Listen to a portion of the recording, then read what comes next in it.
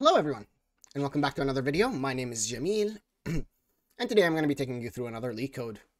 So, on today's menu, we have leak code number 2485, find the pivot integer. It is a company's question, so chances are you might see something like this in an interview, and it is an easy leak code.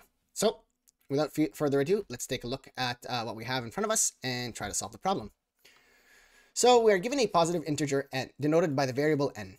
And we need to find the pivot integer denoted by the variable x, such that the sum of all elements between 1 and x, so 1 and your current index, inclusively equals the sum of all the elements from your index all the way to the end of the array. So from x until n, inclusively, right? And inclusively means, like, if you see, we'll go over it in the example.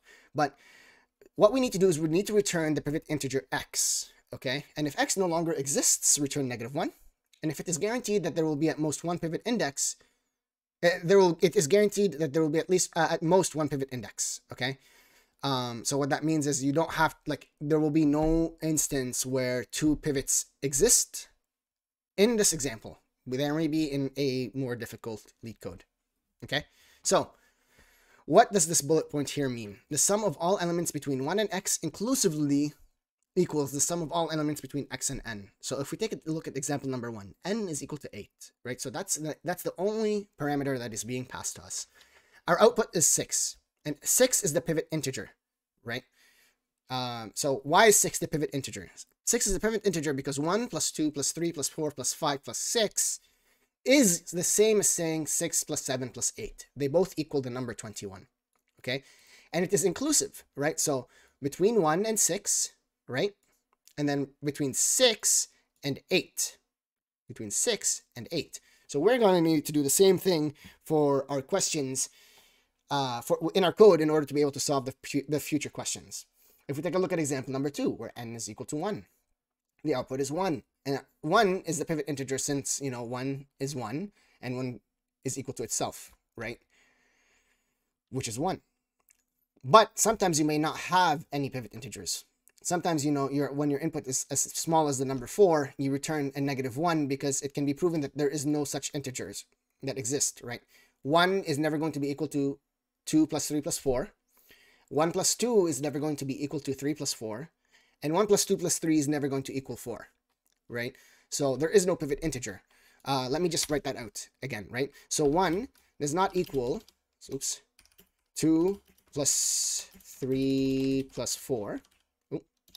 Plus 4, and 1 plus 2 does not equal 3 plus 4, and then 1 plus 2 plus 3 does not equal 4, right? So that's why there are no pivot integers. There's never a time when any of these are equal, right?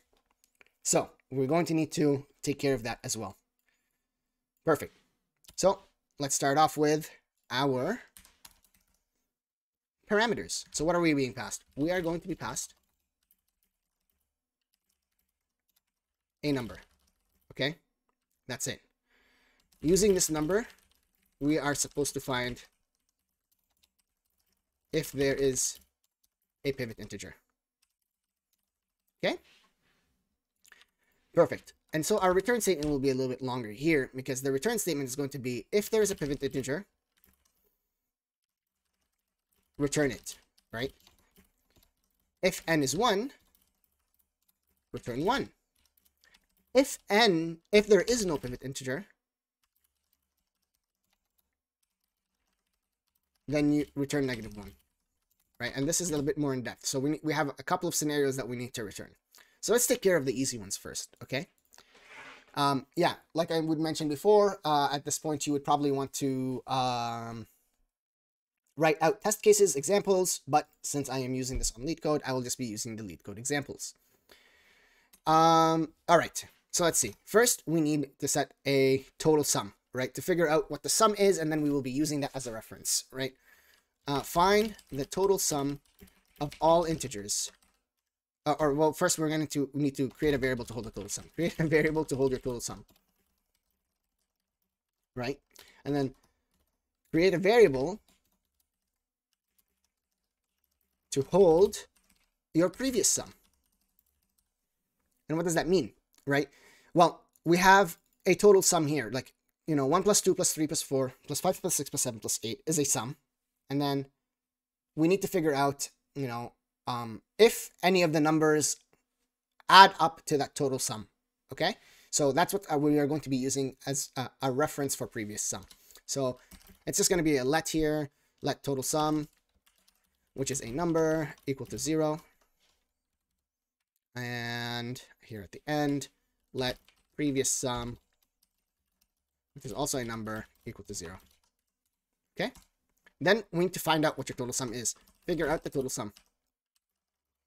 So I'm going to use a for loop for this, because we don't have an array or an object to work with or something iterable. So we need to figure out what the iterations are and add it to our total sum. Let I number equal 0. I is less than or equal to n. And then I plus plus. Sorry, this is not 0, but this is 1, right? And it is because we don't start from 0 because we are not iterating over a string or an array. We are iterating using numbers. And it tells us here that the sum of all elements between 1 and x. Now you could start at 0. It won't make a difference because 0 plus any number doesn't change the number, right? So let's say we're going to say here total sum is going to be plus equals to I. Right? Exactly. Yes, plus equals to I. So when I is 1, total sum is 1. When I is 2, total sum is 3. When I is 3, total sum is 6, and so on and so forth. Now, we need to find out if the total sum is equal to the previous sum minus the current index, so that we can and return it if it and return it so that we can figure out the pivot integer. To find the pivot integer. So why is that the thing, right? So I'm going to, first of all, create this loop. I'm going to start by building it out, and then I'll explain it here in a moment. Number equal to 0. I is less than equal to n, and then I plus plus. Again, I'm just for the sake of consistency going to do 1 here. And then what we're going to say here. So we're just saying here, find out if the total sum is equal to the previous sum minus the current index. So if it is, the total sum, right? The total sum equal to the previous sum plus I. Sorry, this is supposed to be plus the current index. Right? Then return I. Okay? And why are we doing this? So why are we saying this? So total sum is equal to previous sum plus I. We know that there's going to be a pivot integer, right? So if there is a pivot integer, sorry, my cat is just trying to jump on my keyboard. And so if we're trying to find the pivot integer, we need to figure out what, if we are on the number 3, right? We need to know if 1 plus 2 plus 3, since it is inclusive of 3, is equal to 4 plus 5 plus 6 plus 7 plus 8, right? So if we're doing 1 plus 2 plus 3 plus 4 plus 5 plus 6, means all of these numbers, when we are on the number 6, plus the number 6 should be equal to 6, 7, and 8, right? Which is the total sum minus all of the previous numbers, right? So 6, 7, and 8 is, what is that number? 15, 21. So it's 42. So 42 minus 8 minus 7 minus 6 is equal to 21. And 42 minus all of this number is also equal to 21. Okay? So that's what this here means. So, but what happens if it isn't? We need to start iterating down, right? So if it is not the case, so if, the sum of the numbers 1 through 8 is not, if 8 is not our pivot integer, what do we need to do? Well, we need to start counting down, right? So if we're counting down with numbers, we need to take away from our total sum, right? So total sum is going to be minus equal to I. So when total sum is 42, and we know that 8 is no longer the pivot integer, we need to check to see if 7 is the pivot integer. And if 7 is the pivot integer, then we need to know that we can't take 8 into account for our total sum anymore, because look at this, the sum of all elements between 1 and x. That's what we are trying to find, between 1 and x. So if we are no longer at n, we are now at n minus 1, we must take away n. Okay, but what this is doing is that it's counting from left to right. So since we are starting at 1 and total sum is 42, the next time we run this loop, it's going to be 41. So let's and you need to adjust previous sum, right? So previous sum is going to be plus equals to I, right? Since we're working from left to right, we need to add all of these numbers, right? All of these numbers. So let's see. What does console log total sum here and previous sum do? And once that is done, we are going to, I am going to, basically, if none of this passes, if we don't find any of our pivot integers, if no pivot integers exist, what do? We return -1. If there are no pivot integers, return -1. And so why am I ending the statement, the function, with -1, right? Isn't it just going to return -1 all the time? Well, no, right? If this condition triggers, that means that there is actually a pivot integer, then we just return the pivot integer. Otherwise, there is no pivot integer and we can just return -1. So I'm just going to say here, if, oh, what am I doing? If all numbers aren't, if any of the numbers aren't a pivot integer, return -1. Okay? So let's see what's going on here. Cool. And I am just going to show this part of the code here so that we can see what is happening in our console log, right? Sorry, I said 42. I think the total sum is 35, right? So it's 36 and the previous sum is 1. Because at this point here, look at this. Actually, let's just do this.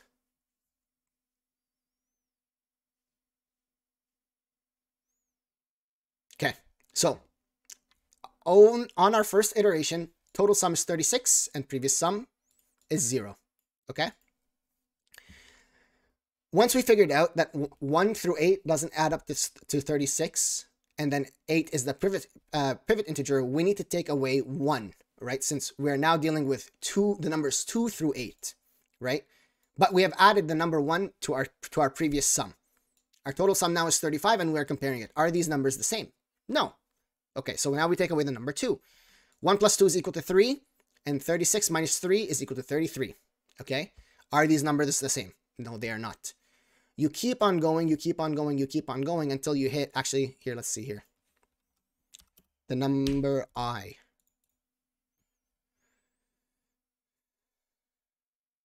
Right? On our first iteration, previous sum here, on line number 18, we have not compared it to previous sum plus I, right? If I do this, this might be a little bit previous sum plus I. This might be a bit more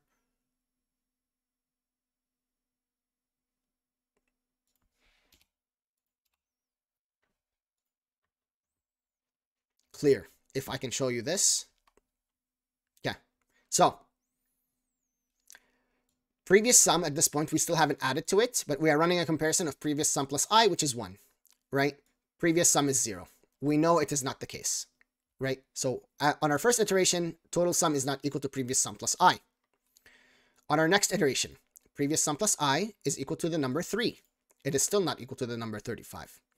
You keep on going all the way up until you get to the 6th iteration, when previous sum plus I ends up being 21, which is equal to the total sum, right? This ends up being our pivot integer, because what we need to do essentially is, since x is included twice, we need to include it twice in our calculations. We need to add it to our previous sum. Well, not unfortunately, but, you know, according to our question. So let's see. Well, I guess this is going to take a moment to compile now because of all of this console logging. But take a look at that.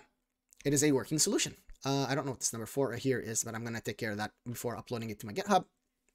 Regardless. Thank you so much for watching the video. If you've watched the video this far and you've learned something, please make sure to like the video and tell me in the comments what you've liked.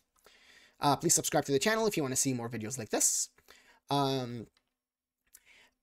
If you've learned something, please make sure to also share this with your friends. I would really appreciate that.